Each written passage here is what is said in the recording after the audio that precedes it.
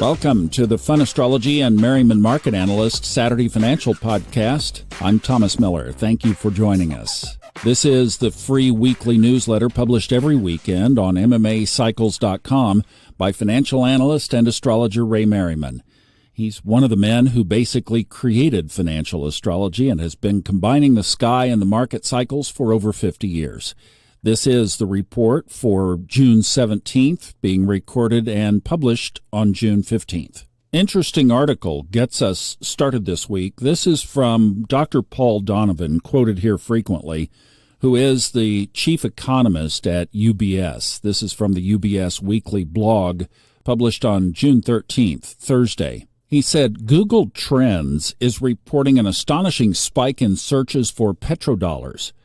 This is apparently because of a viral story that on June 9th, Saudi Arabia failed to renew a secret 50-year deal with the United States to keep oil priced in dollars. Oil has always traded in non-dollar currencies. Saudi Arabia's rial remains pegged to the dollar. The dollar's reserve status depends on how money is stored, not on how transactions are denominated. The story seems to have started in the crypto world. Many crypto speculators desperately want to believe in the dollar's demise. Confirmation bias encourages people to ignore what is realistic if their prejudices are seemingly confirmed. This is a poor investment strategy, Dr. Donovan said. Then this from FoxBusiness.com on June 14th, Friday. More Americans lost their home in May as foreclosures moved higher, end quote. And also from Friday's Wall Street Journal, U.S. indexes finished mixed, with the Dow Jones Industrials logging a fourth straight day of declines. The S&P 500 and NASDAQ booked weekly gains, and the NASDAQ managed its 18th record close of the year, end quote. Now Ray's commentary that you won't find in the newspapers. He says Jupiter and Gemini continues to exhibit cases of global stock markets headed in opposite directions.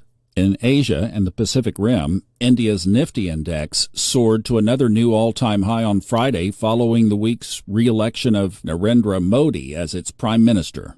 However, other major indices in the regions are still below their all-time multi-year highs made on our May 17th to 20th three-star Geocosmic critical reversal dates. In Europe, the Netherlands AEX index made another new all-time high on Wednesday, June 14th, but the German DAX and London FTSE fell to new monthly lows following their all-time highs of May 15th. The Zurich SMI fell to a new three-week low on Friday, after briefly making a two-year high on Monday, June 10th. In the Americas, Brazil's Bovespa fell to a new seven-month low. At the same time, both the S&P and NASDAQ made new all-time highs late last week, whereas the Dow Jones Industrial Average continued to fall since its all-time high on the May 20th three-star critical reversal date. Bitcoin and Ethereum were both down last week and starting to show signs of weakness as they test their 116-day moving averages. Bitcoin is also going through a transit of Saturn in opposition to Uranus in its natal chart, a bearish geocosmic indicator pointed out by crypto analyst Robert Weinstein recently. He posts regularly on Twitter or X as Cryptodamus. This problem may linger a little, for Saturn is approaching its stationary retrograde position right there, too, in about 2 weeks. Crude oil was modestly positive last week as it approaches the $80 mark after making probably a primary cycle low the previous week at $72.48 a barrel. For us at MMA, however, the excitement was in precious metals, especially gold. On Wednesday, June 12th, we issued a special alert to MMA subscribers stating a break below Wednesday's low of 23.27 will be a setup for a reversal, a high-weighted value score. Even better if it holds Friday, June 7th's low of 23.04, and thus becomes a Lindahl wiggle as a low-risk, high-reward possibility. The ideal setup would be a secondary low Thursday, maybe even Friday morning, below 23.27, but not below 23.04. Bingo! At 12:25 p.m. on June 13th Eastern Time, Thursday, gold dropped to $23.10.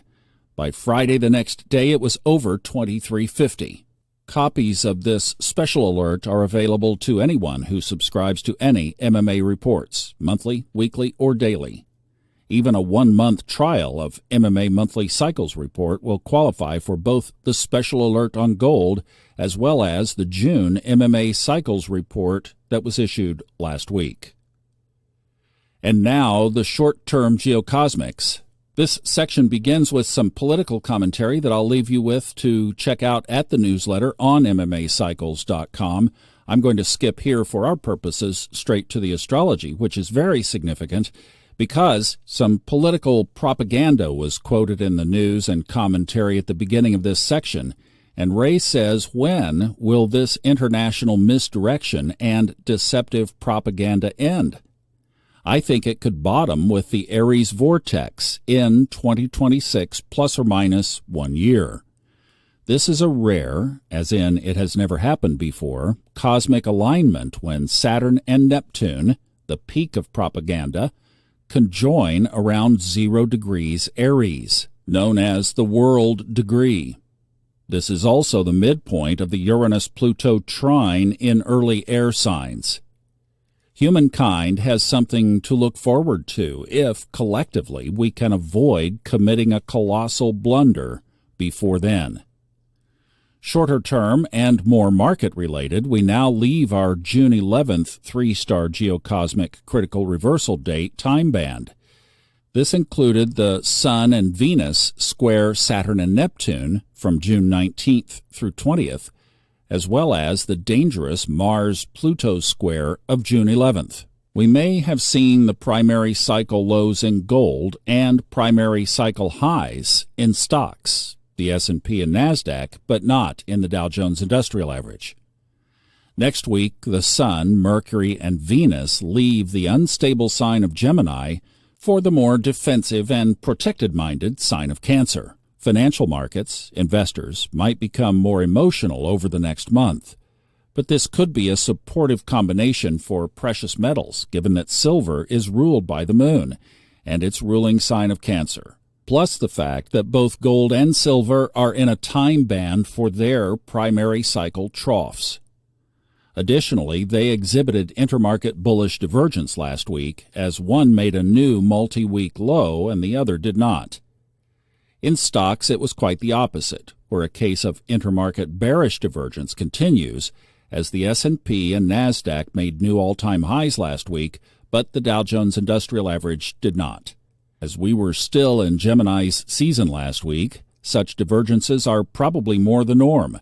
Gemini's nature can still be a bit divergent, and that divided sign of Gemini continues to show itself on Wall Street as well. Boy, you cannot make this stuff up.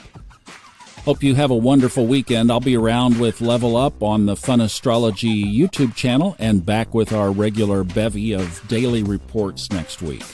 Thank you so much. Have a wonderful weekend. Bye-bye.